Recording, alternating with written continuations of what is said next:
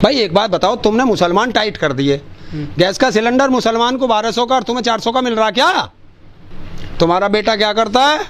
जय श्री राम, जय बजरंगबली, और उसे काट दो और उसे काट दो और उसे काट दो, यही काम करेगा। धर्म के नाम पर डर्टी पॉलिटिक्स करने वाले लोग हरगिज धार्मिक हो ही नहीं सकते, क्योंकि धर्म का मतलब ही है टू सर्व ह्यूमैनिटी, मानवता की राह पर चलना। हमारे देश के रिस्पॉन्सिबल जिम्मेदार किसान हैं जिनका नाम है हरेंद्र ताऊ जी। उन्होंने एक बहुत ही बड़ा स्टेटमेंट दे दिया है जो हद से ज्यादा वाला वायरल हो रहा है कि तुमने मुसलमानों को तो टाइट कर दिया, पर तुम्हारा लड़का क्या कर रहा है। अब एग्जैक्ट वर्ड्स तो नहीं पता, पर इनकी बातें दिल को चुभ गई हैं हर एक हिंदुस्तानी के। हे हाय हेलो नमस्ते जी, सत श्री अकाल, अस्सलामुअलैकुम। मैं निधि शर्मा इंडिया से उत्सुक हूँ सुनने के लिए कि हरेंद्र ताऊ जी ने एग्जैक्टली कहा क्या है। इतना तहलका मच गया, और उनके इंटरव्यू को सुनने से पहले मैं मेरी एक राय ये देना चाहूंगी कि कोई भी अगर हिंदू या मुस्लिम कार्ड खेलता है और रिलीजन के बेसिस पे लड़ता है,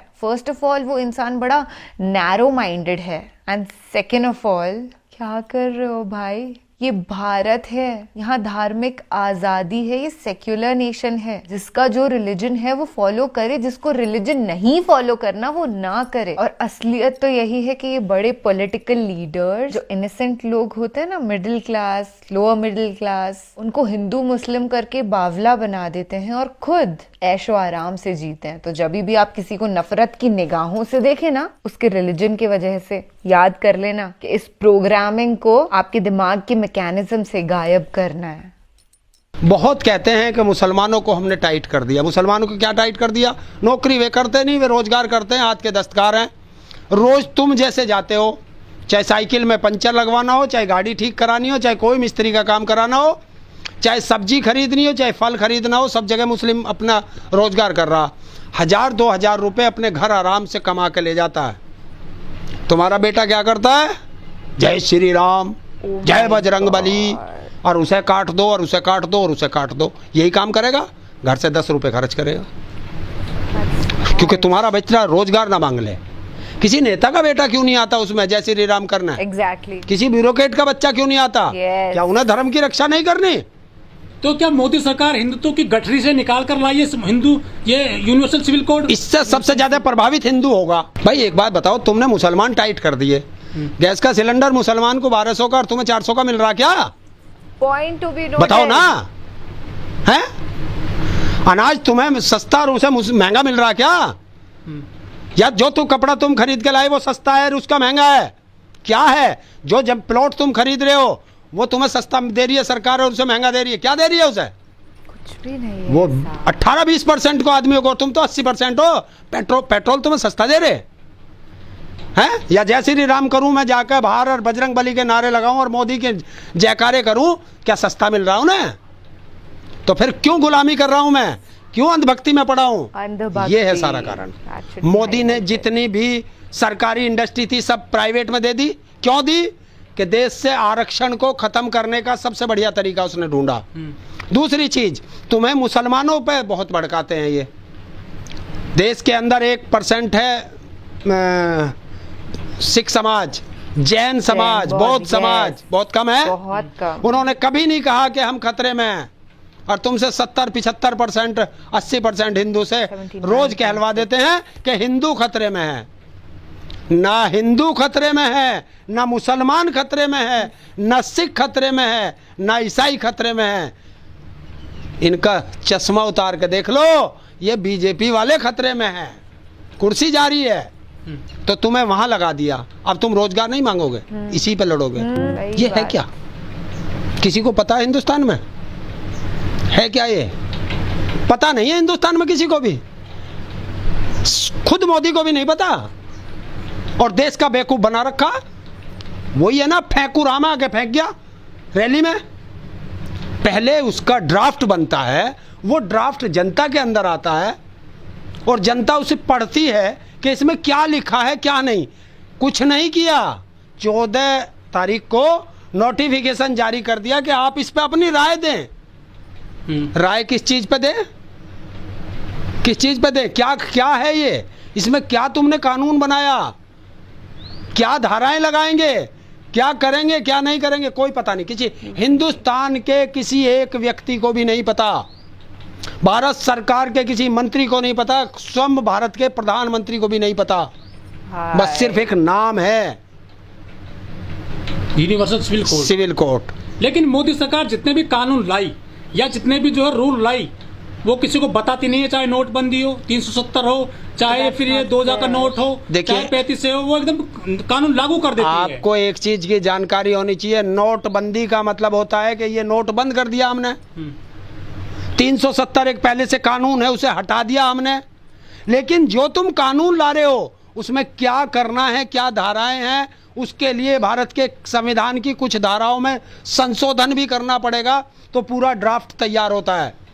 इसीलिए गलत लड़ाई लड़ा रहे हो, ये मोदी बेवकूफ बना रहा है जनता का। अब चुनाव आ रहे हैं, जनता महंगाई पे कोई बात ना करे, शिक्षा पे कोई बात ना करे, 100% रोजगार पे कोई बात ना करे, सुरक्षा पे कोई बात ना करे, इन सब को से लोगों का ध्यान हट जाए और तुम्हें हिंदू मुस्लिम पे लड़ा दे।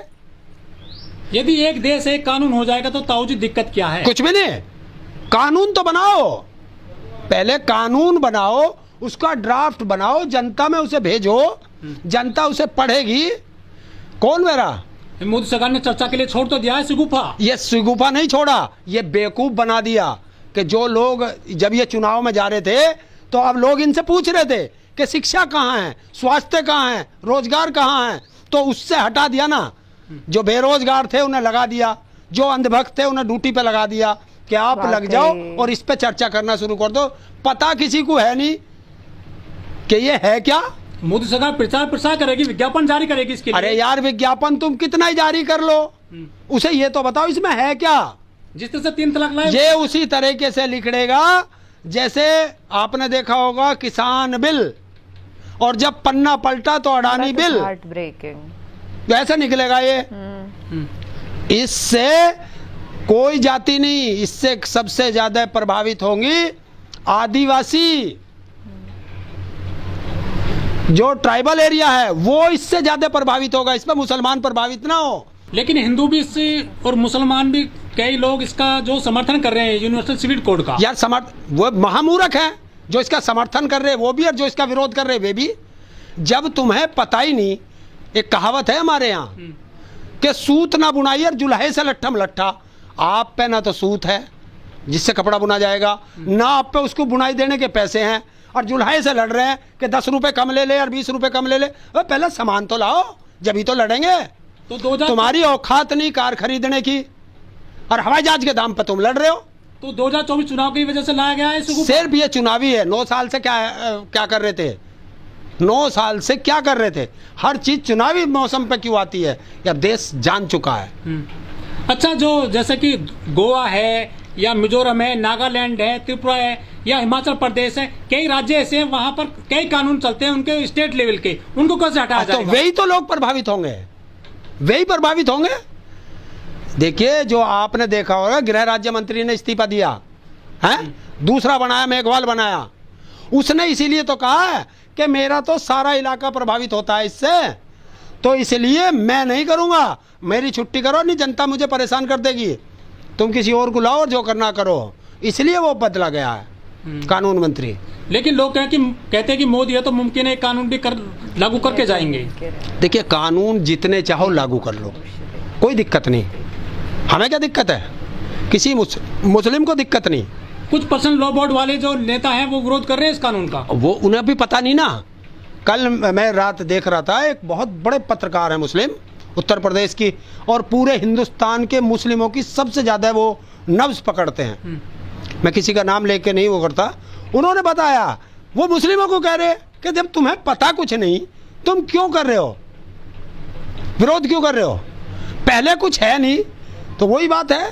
लेकिन शाम वाली मीडिया में तो खूब चर्चे होने लगे हैं। देखो, वो तो दलाल मीडिया, वो तो करेगा, उसको तो काम है, उसे तो दे दिया कि तो दो, एक दाढ़ी वाला बैठा ले और एक तिलकधारी बैठा ले और मुर्गे लड़ा ले। वे तो मुर्गे लड़ाने उन्हें तो मतलब ये चर्चा का विषय बन गया 24 के लिए। कुछ नहीं है, कोई चर्चा का विषय नहीं है, जो इन्हें करना करने दो। मेरे से आओ ना, बात करो, कौन सा वो समर्थक भी आओ और इसका विरोधी भी आओ, मैं पूछूंगा ना किस चीज़ का तो तुम विरोध कर रहे हो, किस चीज़ का तुम समर्थन कर रहे हो, कोई एक चीज़ बताओ तो सही, है कुछ नहीं, आया कुछ नहीं। जब तक कोई चीज़ का ड्राफ्ट ना बने, अरे जब तक तुम्हारे घर का नक्शा नहीं बनेगा घर बन जाएगा क्या? लेकिन मोदी जी अमेरिका गए, वहां तो उन्होंने कह दिया कि यहाँ पे मजबूत लोकतंत्र है और मुस्लिम भी सुरक्षित हैं। देखिए यही तो है, एक गाना नहीं है तुमने सुना होगा, नकली चेहरा सामने आए असली सूरत छुपी रहे। भारत में आके मुसलमान को गाली देते हैं और विदेश में जाकर मुसलमानों की मस्जिद में नतमस्तक होते हैं, तो इसे क्या कहोगे?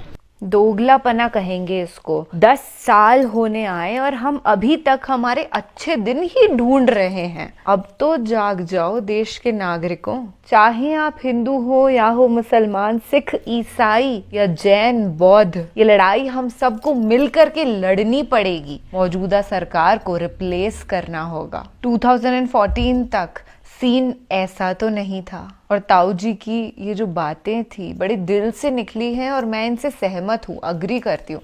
आप अपनी राय कमेंट सेक्शन में बताइए। एक आम आदमी होने के नाते हरेंद्र ताऊ जी की खुली सोच को मैं सलाम करती हूँ और वैसी ही सोच हमारी भी है। क्या है ना, जो बड़े बड़े पॉलिटिकल लीडर्स हैं, इन लोगों की अलग कम्युनिटी होती है। ये जो दंगे फसाद के बीज बोते हैं ना, जब उनमें से पेड़ निकलता है, फसल निकलती है, तो उससे इफेक्ट होते हैं हम आम लोग। तो इन नफरत के पेड़ पौधों को हमें काटना होगा और मोहब्बत की हरियाली से देश को जगमग करना होगा। क्या आप इस मिशन में हमारे साथ हैं? आई एम अज्यूमिंग कि हाँ हैं। और ताऊ जी का ये बेबाक अंदाज हमें बड़ा पसंद आया है। वी लुक फॉरवर्ड कि देश की स्थिति बेहतर हो और ताऊ जी बड़े गौरवान्वित होकर के वापस से इंटरव्यू दें और खुशी से कहें कि I am proud of Indian politics. चलिए फिलहाल के लिए बस इतना ही इजाजत मैं आपसे लेती हूँ, आपकी होस्ट और आपकी दोस्त निधि शर्मा। ख्याल रखिएगा अपना और अपने